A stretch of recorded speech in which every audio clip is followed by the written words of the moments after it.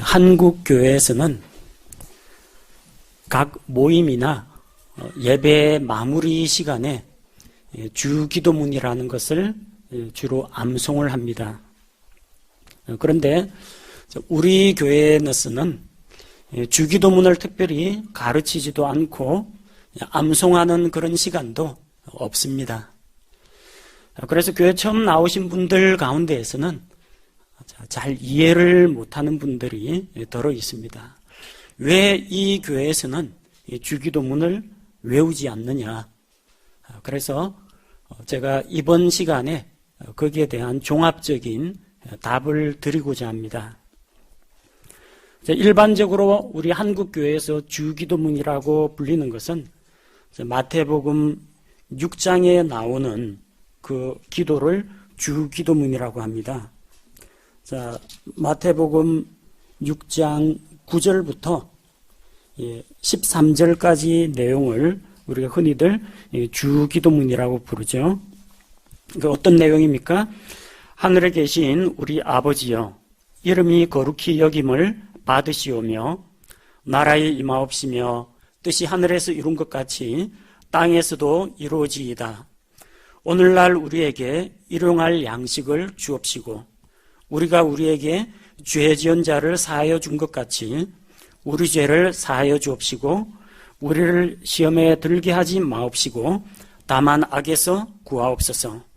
나라와 군세와 영광이 아버지께 영원히 있사옵나이다. 아멘. 보통 이걸 주기도문이라고 부릅니다.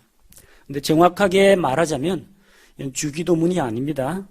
혹은 주님의 기도도 아닙니다. 예수님께서는 이렇게 기도하신 적이 없습니다.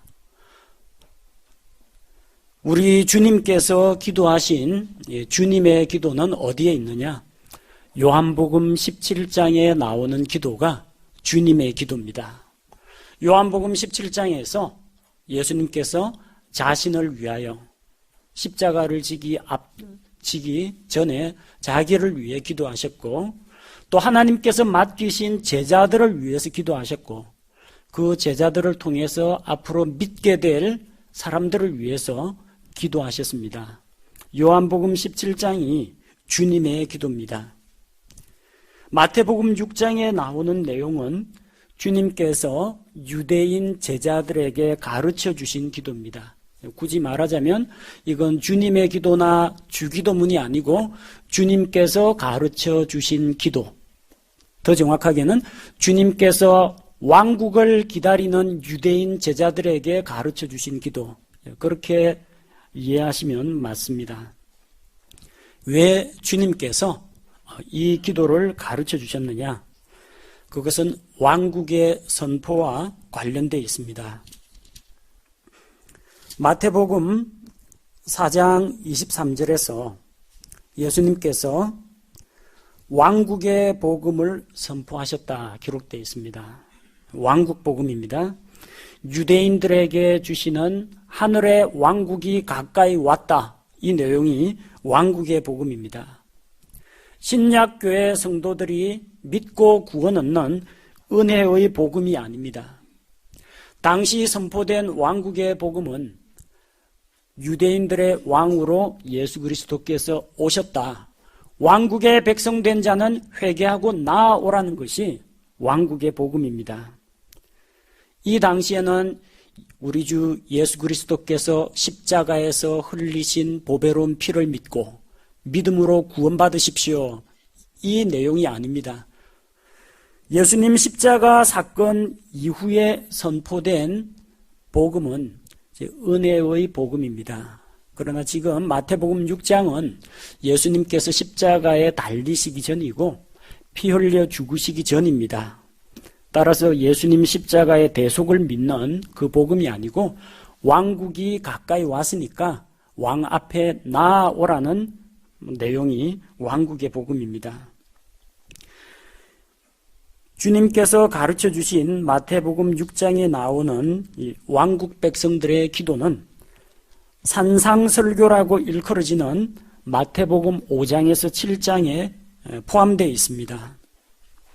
이 산상설교는 누구를 대상으로 하셨느냐? 왕국 백성들을 대상으로 하신 말씀입니다. 신약교회 성도들 대상으로 한 말씀이 아닙니다. 이걸 신약교회 성도들에게 적용하면 어떤 문제가 발생하느냐면요. 마태복음 7장 21절에 내게 주여 주여 하는 자가 다 하늘의 왕국에 들어가지는 아니하고 오직 하늘에 계신 내 아버지의 뜻을 행하는 자라야 들어가리라. 자, 여러분 구원받을 때 선행으로 구원받습니까? 믿음으로 구원받습니까? 우리는 믿음으로 구원받습니다. 근데 마태복음 7장 21절 주여 주여 주님을 부르는 것으로만은 안 되고 하늘에 계신 아버지의 뜻을 행해야 들어간다고 했습니다. 이거는 천국이 아닙니다. 하늘의 왕국입니다. 왕국에 들어가려면 회개를 해야 되고 회개를 하면 회개에 합당한 열매를 맺어야 한다는 이야기입니다. 이거는 신약교회 성도들은 행위가 없이 오직 믿음으로 구원받습니다. 이거는 우리에게 주신 말씀이 아니라는 겁니다. 왕국에 들어가고자 하는 왕국의 백성에게 주신 말씀이라는 겁니다. 따라서 이 기도 내용 역시 우리 신약교회 성도들을 향한 메시지가 아니고요. 왕국을 기다리는 왕국 백성들이 기도해야 될 내용입니다. 자, 이 기도를 또 왜 가르쳐 주셨느냐? 너희는 기도할 때 이교도들이 하는 것처럼 기도하지 말라는 겁니다. 이교도들은 어떤 식으로 기도합니까? 마태복음 6장 7절에 너희는 기도할 때 이교도들과 같이 헛된 반복의 말을 사용하지 말라고 했습니다. 헛된 말을, 똑같은 말을 계속 반복하는 이런 기도를 하지 말라는 겁니다. 또 그들은 자기들이 말을 많이 하여야 들으실 줄로 생각한다고 했습니다. 이교도들은 기도할 때 말을 많이 해야만 응답받는다고 생각했다는 겁니다. 그런데 헛된 반복의 말을 하는 기도, 구구절절 너무 장황한 그런 기도는 하지 말라고 기도의 모범을 우리 주님께서 보여주시겠다 하신 겁니다. 이교도들은 헛된 반복의 말을 되풀이합니다. 구약시대의 대표적인 이교도들, 바알 숭배자들이 있습니다. 갈멜산에서 바알을 섬기는 자들과 엘리야 대언자가 대결을 합니다. 바알 숭배자들은 열왕기상 18장 26절 말씀을 보니까 아침부터 정오까지 오 바알이여 우리 말을 들으소서, 오 바알이여 우리 말을 들으소서, 이것만 반복했습니다. 이게 헛된 반복의 말이라는 거예요. 이교도들은 이렇게 했던 말 또 하고 또 하고 무슨 주문 외우듯이 똑같은 말을 되풀이합니다. 그럼 나무아미타불 관세음보살 하는 것처럼 마치 연불 외우듯이 주문 외우듯이 외운다는 겁니다. 자, 신약시대에 또 어떤 이교도들이 있느냐? 그리스의 여신 다이아나를 섬기는, 비너스를 섬기는 그 여신 숭배자들이 있습니다. 사도행전 19장 34절에 보니까 그들이 다이아나 여신의 신전에 바치는 이 은으로 만든 장식품들을 바치는 이 직공들이 2시간 동안이나 어떤 말을 했어요? 위대하시도다 에베소 사람들의 다이아나여, 이것만 2시간 동안 되풀이한 겁니다. 이교도들은 이렇게 똑같은 말을 되풀이합니다. 힌두교 수행하는 자들, 인도에 수행하는 사람들, 이제 구루 이런 사람들이 있습니다. 그런 수도자들은 이 몰입 상태에 빠지기 위해서 자기들만이 알고 있는 특별한 주문을 계속 되풀이해서 외웁니다. 그 되풀이되는 진언, 주문을 가리켜서 만트라라고 합니다. 별 의미가 없습니다. 일정한 음절의 길이를 가진 특정한 단어를 계속 되풀이함으로써 자기 최면 가운데 빠지고 머리를 텅 비우면서 무아지경에 빠지게 만듭니다.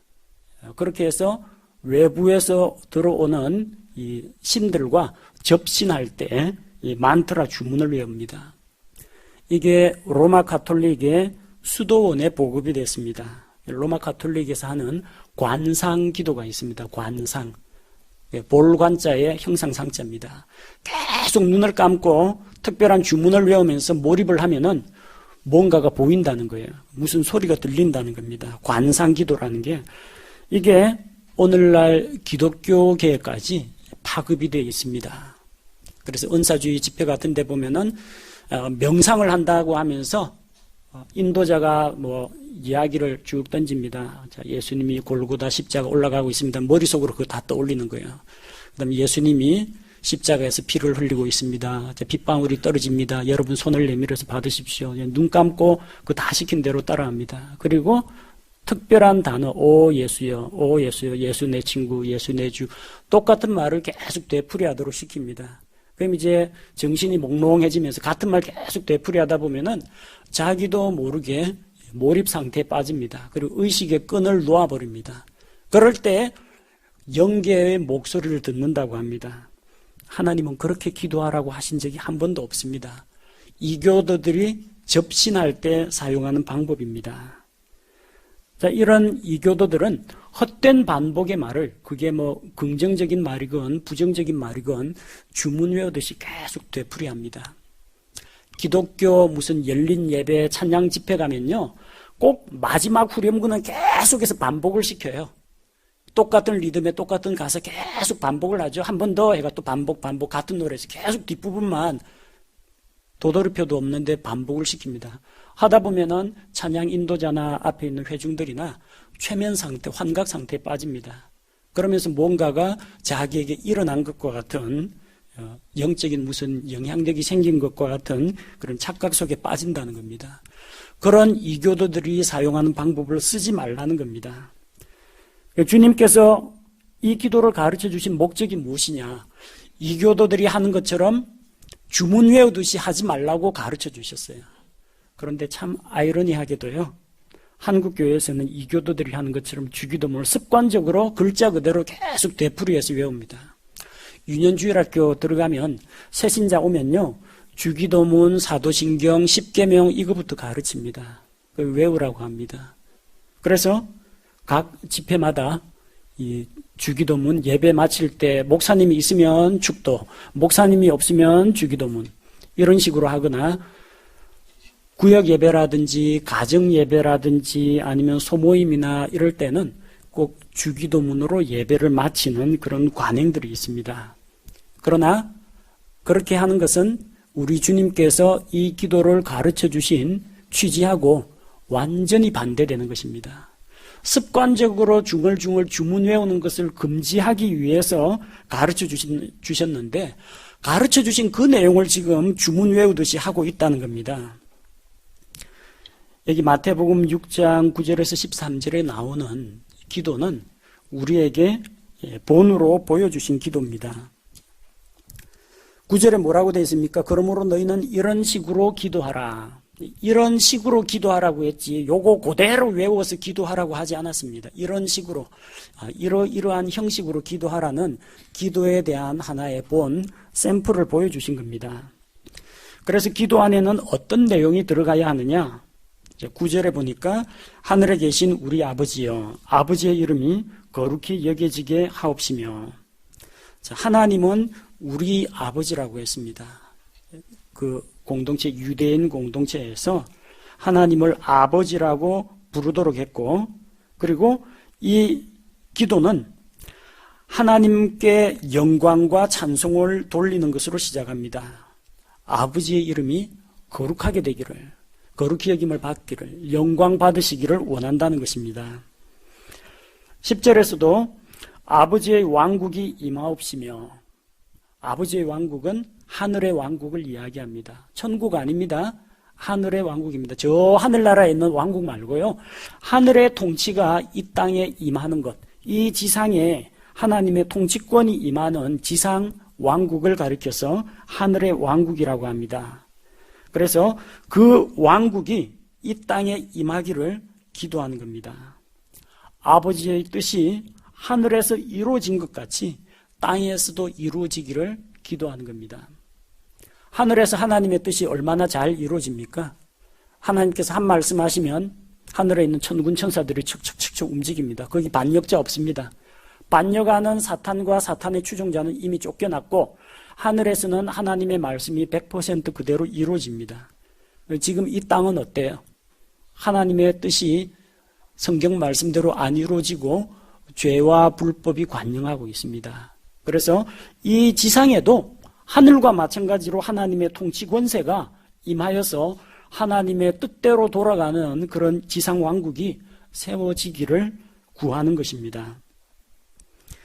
11절에 이날 우리에게 우리의 일용할 빵을 주옵시고, 빵을 위해서, 빵이라고 해서 꼭 이 빵만을 이야기하는 건 아닙니다. 우리가 먹고 사는 데 필요한 것들을 그 대표격으로 빵을 이야기했습니다. 당시 유대인들은 일상생활을 위해서 반드시 일용할 빵을 먹어야 했습니다. 하루에 3끼 식사를 해야만 건강과 생명을 유지할 수 있기 때문입니다. 당시에는 굶주린 자들이 많았습니다. 그래서 우리 주님께서 보리빵 5개와 물고기 2마리로 5,000명이 넘는 많은 사람들을 먹여주었고, 사람들은 예수님께서 베푸시는 그 기적을 보고 예수님만 따라다니면 배불리 먹을 수 있다고 주님을 따라갔습니다.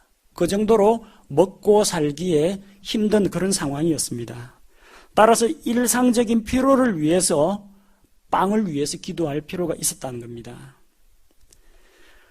지금 유대인들은 하늘의 왕국을 기다리고 있지 않습니다. 그들은 자기들의 왕인 예수 그리스도를 부정했습니다. 예수님이 주시겠다고 한 하늘의 왕국도 거부했습니다. 카이사르, 로마 황제 시저 말고는 우리에게 왕이 없습니다. 이 사람은 우리 왕이 아닙니다. 자기들의 왕을 부정했어요. 왕국을 주실 수가 없죠. 그렇다고 해서 왕국 계획이 사라지는 건 아닙니다. 하나님의 왕국 계획은 변하지 않습니다. 하나님께서는 이 땅에 다시 지상 왕국을 세우실 것이고, 그때 이스라엘을 회개하고 돌이키도록 만드실 것입니다. 언제? 환란기를 통해서. 신약교회가 공중으로 들림받아서 휴거가 된 다음에 이 땅에는 믿지 않는 유대인, 믿지 않는 이방인들만 남습니다. 예수 그리스도를 믿고 구원받은 자는 유대인이건 미국 사람이건 다 교회 성도로서 휴거가 됩니다. 안 믿는 유대인과 안 믿는 이방인만 땅에 남아 있습니다. 그런데 그때 온 세상을 적그리스도가 통치하게 됩니다. 적그리스도가 처음에는 유대인 우호 정책을 펼칩니다.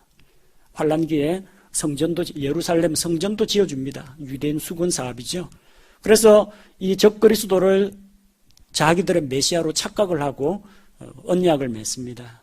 그런데 7년 가운데 한 중간에 3년 반이 되면 적그리스도가 언약을 배반하고 내가 하나님이다 그렇게 주장하면서 자기에게 경배하지 않는 유대인들을 잡아가두고 핍박하고 죽이게 됩니다. 자, 적그리스도 지배하에서 그제서야 자기들이 속았다라는 것을 유대인들이 깨닫고 하나님께 회개하고 돌아오게 됩니다. 그때가 되면은 그들은 왕국을 기다리는 백성이 됩니다. 그럼 왕국을 기다리는 백성은 어떤 기도를 하느냐? 마태복음 6장에 나와 있는 이 기도를 그때 환란기 유대인들이 기도하게 될 거라는 겁니다. 신약교회가 하는 기도가 아니에요.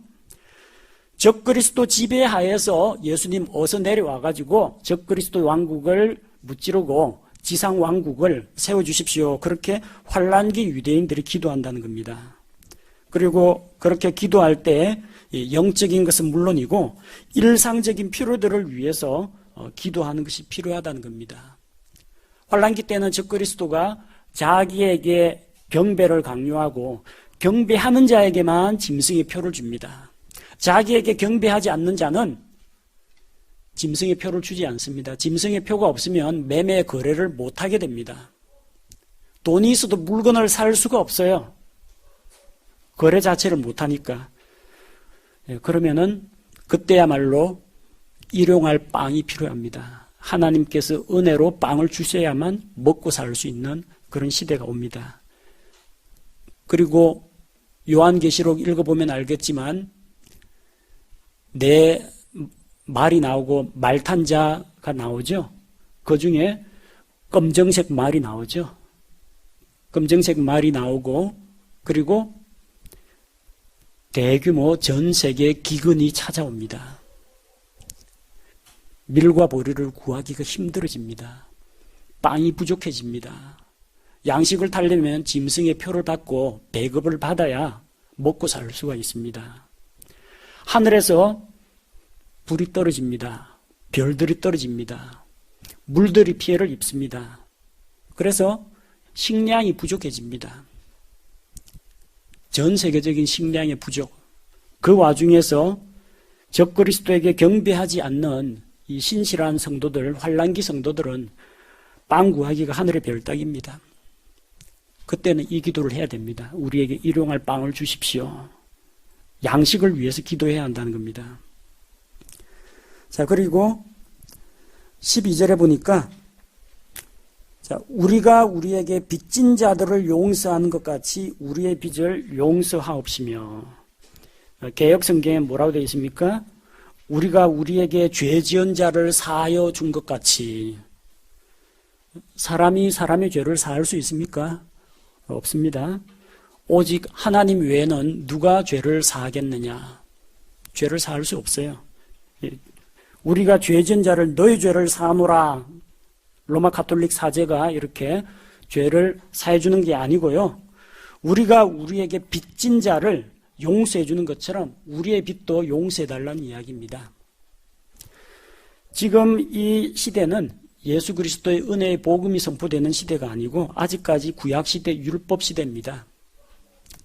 이때는 제사장이 있습니다. 성전에서 희생드립니다. 11조도 드렸습니다. 예수님도 할례를 받았습니다. 율법 하에 있어요. 구약의 율법 하에 있던 유대인들은 서로 내가 다른 사람의 빚을 탕감해야만 다른 사람으로부터 나도 탕감을 받을 수가 있습니다. 구약시대에는 믿음만 있으면 되는 게 아니라 믿음에 수반되는 행위가 있어야 됐습니다. 하나님의 율법도 유대인들은 지켜야 됐습니다. 은혜로 구원받던 시대가 아닙니다.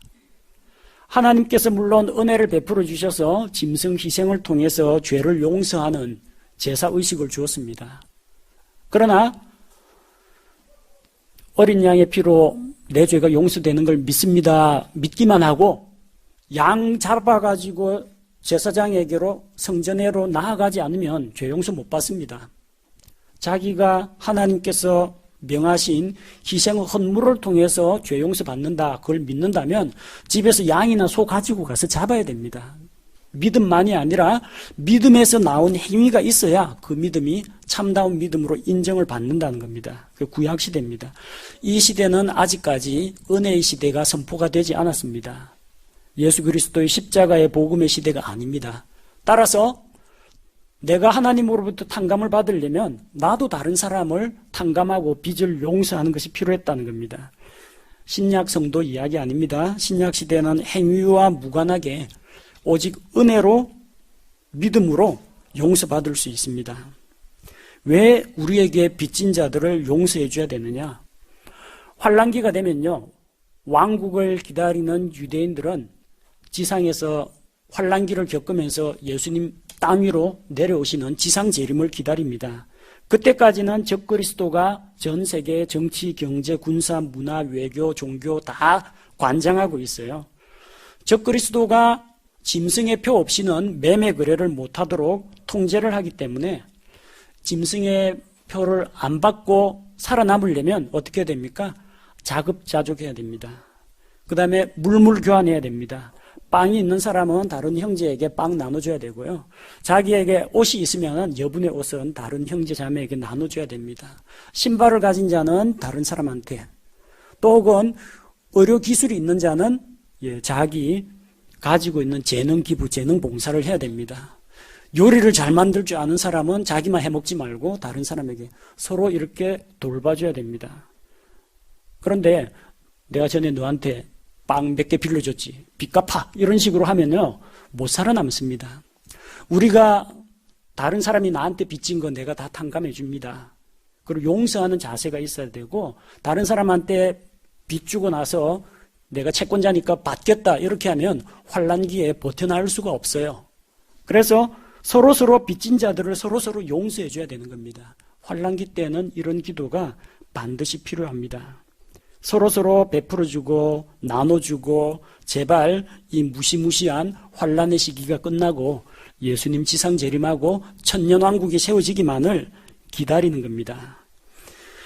13절에 보니까 우리를 인도하사 삶의 인도를 위한 기도가 필요합니다. 물론 우리에게도 삶의 인도를 위한 기도가 필요하고요. 특별히 그들에게는 왜 이런 삶의 인도가 필요했느냐? 적그리스도가 안 믿는, 자기를 안 믿는, 자기를 하나님으로 경배하지 않는 이 유대인 성도들을 핍박하고 죽이려고 하니까 도망 다녀야 되는 거예요. 어디로 도망가야 될지, 누구에게 도움을 요청해야 될지 하나님의 인도를 받지 않으면 살아남을 수가 없습니다. 그 중에는 유대인들을 우호적으로 대해주는 양민족도 있고 유대인들에게 적대적인 염소민족도 있습니다. 마태복음 25장에 나오는 민족들의 심판에서 어디를 가야 내가 쉰들러의 리스트에 나오는 것처럼 유대인들을 도와주는 사람을 만날 수 있을지 하나님의 인도를 구해야 됩니다. 우리를 인도해 주십시오. 또 시험에 들지 말게 하옵시고 다만 악에서 우리를 건지시옵소서. 자, 유혹을 받습니다. 딱 한 번만 적그리스도에게 절하면은 짐승의 표도 주고 매매 거래도 할 수 있게 해주겠다. 달콤한 유혹이거든요. 이 유혹을 이겨야 됩니다. 신약교회 성도들은 행위가 없어도, 선행이나 의로운 공로가 없어도 하나님의 은혜로 오직 믿음을 통해서 믿기만 하면 구원을 받습니다. 환난기에는 믿음과 함께 믿음의 행위가 수반되어야 합니다. 믿음 플러스 행위가 아닙니다. 믿음의 열매인 행위가 자연스럽게 나와야 됩니다. 마음속으로는 내가 예수님을 믿는다 그러면서 행동은 적그리스도에 가서 짐승의 형상에게 절하면 그 사람은 다시는 구원 못 받습니다. 영원한 멸망으로 갑니다. 적그리스도에게서 뭔가 얻어먹기 위해서 경배하고 짐승의 표를 받으면요, 그는 영원토록 용서받지 못하고 꺼지지 않는 불 속에 들어갑니다. 정말로 예수 그리스도 다시 오실 것을 믿는다면 그 믿음에 따른 행위가 수반되어야 한다는 겁니다. 자, 그렇기 때문에 시험에 넘어가면 안 됩니다. 적그리스도 유혹을 이기도록, 모진 핍박을 이기고 승리하도록 우리를 악한 자의 손에서, 악에서 건져달라고 절실하게 기도해야 됩니다. 지금 유대인들은 이런 기도 안 합니다. 예수님을 메시아라고 인정 안 합니다. 그러나 환난기를 겪으면서 적그리스도한테 한번 된통 당하고 난 다음에야 정신 똑바로 차리고 이런 기도를 하게 됩니다. 13절의 기도의 마무리가 어떻게 됩니까? 왕국과 권능과 영광이 영원토록 아버지의 것이옵나이다. 아멘. 하늘의 왕국은 아버지 하나님께서 자기 백성들에게 주시는 것입니다. 마지막에는 로마 제국도 무너지고 지금 이 복음서 당시에 로마 제국도 결국 역사 속에서 멸망했습니다. 환란기 때 적그리스도가 전 세계를 장악하지만 적그리스도의 왕국도 결국 무너집니다. 무너졌도다 무너졌도다 무너졌도다. 큰 바빌론, 하나님을 대적하는 바빌론이 무너집니다. 그리고 하나님께서 세우신 왕국만이 영원하다는 겁니다. 지금 당장 적그리스도가 이 세상을 다스리는 권세를 잡고 있지만 마침내 주님 오시면은 왕국을 받아서 이 땅에 천년왕국을 세울 것이다라는 것을 믿음으로 고백하는 겁니다. 이게 주님께서 왕국을 기다리는 유대인들에게 가르쳐 주신 기도입니다. 주님께서 가르쳐 주신 기도를 우리는 올바르게 적용해야 됩니다. 누가 이 기도를 하느냐? 유대인 제자들에게 주님께서 가르쳐 주셨습니다. 특별히 하늘의 왕국을 선포할 때 왕국을 기다리는 유대인들에게 이렇게 기도하라고 하셨습니다. 그 당시 유대인들 이렇게 기도 안 했어요. 우리는 왕도 필요 없고 왕국도 필요 없다고 했습니다. 십자가에 못 박으라고 했습니다. 나중에 환란기 때 적그리스도의 지배하에서 이 땅에 왕국을 세우러 오시는 예수님을 기다리면서 그들은 이 기도를 할 겁니다. 누가 기도해요? 왕국을 기다리는 유대인들이 기도합니다. 우리는 거기에 해당되지 않습니다. 우리 신약교회 성도와 이 기도가 무슨 관계가 있느냐? 이 기도는 신약교회 성도들이 하는 기도가 아닙니다. 사도행전에 나오는 초대교회 어느 모습을 봐도 주기도문 외웠다는 기록이 없습니다. 그 뒤에 나오는 고린도전서, 갈라디아서, 에베소서, 빌립보서, 골로새서 쭉 서신서 봐도 신약교회를 향한 서신서 가운데 주기도문 똑바로 외우라는 그런 이야기가 전혀 나오지 않습니다. 왜냐? 신약교회 성도들은 이 땅에 하늘의 왕국이 임하기를 기다리는 게 아니고요. 이미 하나님의 왕국에 들어가 있습니다. 하나님의 왕국과 하늘의 왕국 차이점 지난번에 말씀드렸는데, 우리는 성령님을 통해서 다시 태어나서 이미 하나님의 통치권 가운데 들어가 있습니다. 나중에 우리는 이 땅에 남아서 주님 빨리 내려오십시오 이렇게 기도하는 게 아니고요. 예수님 공중 강림할 때 우리는 전부 부활하고 변화되어 하늘로 올려갑니다. 지상에서 환란기 성도들이 이 땅에 왕국이 임하기를 기도하고 있으면 우리는 예수 그리스도의 신부로서 주님과 함께 이 땅으로 내려옵니다. 내려와서 주님과 함께 왕국을 세우는 겁니다. 우리는 제발 우리에게 왕국이 임하기를 그렇게 기도하는 사람들이 아니라는 겁니다. 이 기도문은 신약교회 성도들을 위한 기도가 아닙니다. 신약교회 성도들을 위한 기도의 모범은 에베소서 1장 17절에서 19절, 빌립보서 1장 9절에서 11절, 골로새서 1장 9절에서 12절, 신약 서신서 가운데에서 모범적인 기도가 나와 있습니다. 뭘 기도하라고 했습니까?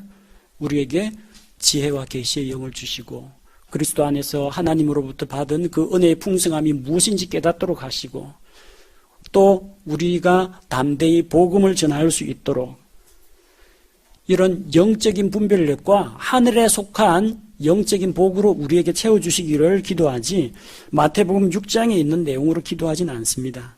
다만 주님께서 이런 식으로 기도하라 했기 때문에 이런 식으로 기도하면서 기도에는 어떠한 요소가 들어가는가, 그런 것들을 배울 수는 있습니다.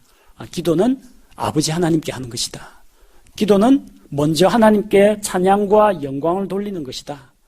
그리고 그 다음에 우리의 일상적인 필요를 위해서 구하기도 하고, 우리의 안고 있는 죄의 유혹과 그리고 환난과 시험으로부터 승리하기 위해서 기도하는 것도 필요하고, 그리고 마지막도 하나님께 찬양 드리는 걸로 기도가 마무리되어야 한다.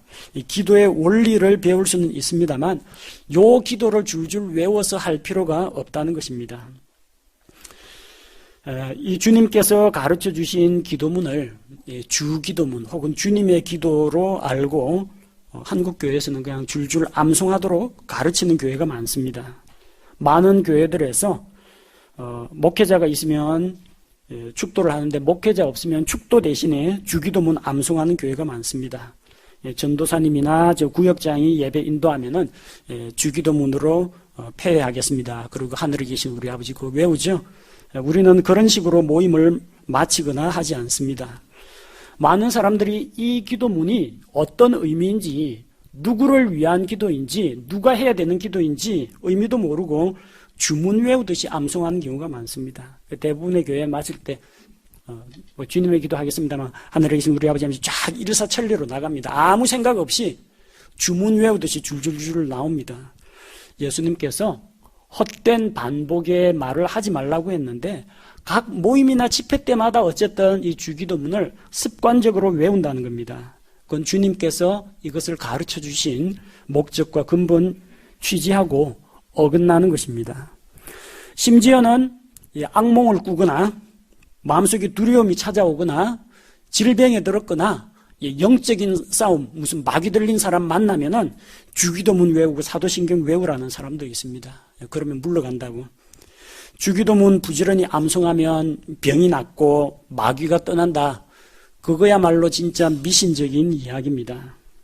우리가 하나님으로부터 도우심을 얻고 그분으로부터 기도 응답을 받는 것은 하나님의 긍휼하심과 그분의 사랑으로부터 나오는 것이지, 우리가 어떤 지극정성으로 우리의 노력으로 얻을 수 있는 게 아닙니다.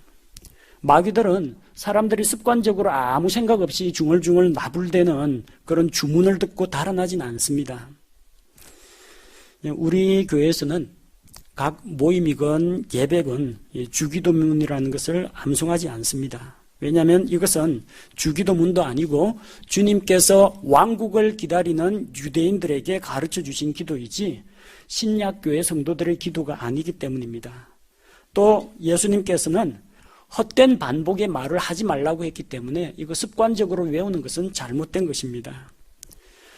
기도문을 암송하는 전통은 로마 가톨릭으로부터 나왔습니다. 거기는 아예 기도문이 정해져 있어요. 어려울 때 도움을 구할 때 마리아에게 하는 기도, 하늘에 있는 성 누구에게 하는 기도회가 기도문 책이 나와 있습니다. 그리고 기도문 책을 보면서 읽으면서 기도하거나 이 묵주 돌려가면서 거기에 나와 있는 기도를 따라합니다. 자기 기도가 아니에요. 인쇄되어 있는, 정해져 있는 가톨릭 교회가 정해준 그 기도문을 암송하는 겁니다. 우리 신약교회 성도들은 그런 식으로 기도하라고 가르침을 받은 적이 없습니다. 우리는 맑은 정신과 이성을 가지고 하나님 앞에 나아가서 그분께 영광 돌리며 자기의 필요를 하나님께 고해야 합니다. 이 기도는 우리의 기도가 아닙니다. 왕국을 기다리는 유대인들이 해야 되는 기도입니다. 우리는 신약교회 성도들답게 에베소서, 빌립보서, 골로새서에서 우리 성도들을 위한 모범적인 기도를 발견하고 그 기도의 원리들을 또 그걸 글자 그대로 외우지 마십시오. 그걸 외울 게 아니라 거기에 나와 있는 것과 같은 내용으로 우리가 우리의 필요를 따라 기도하면 하나님께서 들어주신다는 겁니다. 이런 마태복음 6장에 나와 있는 정해진 기도문을 기계적으로 암송하는 것은 우리에게 아무런 영적인 유익을 주지 못하고 오히려 율법적인 관습, 사람들이 만든 전통에 우리의 신앙을 올가매는 그런 결과를 빚게 될 것입니다. 제가 기도하겠습니다.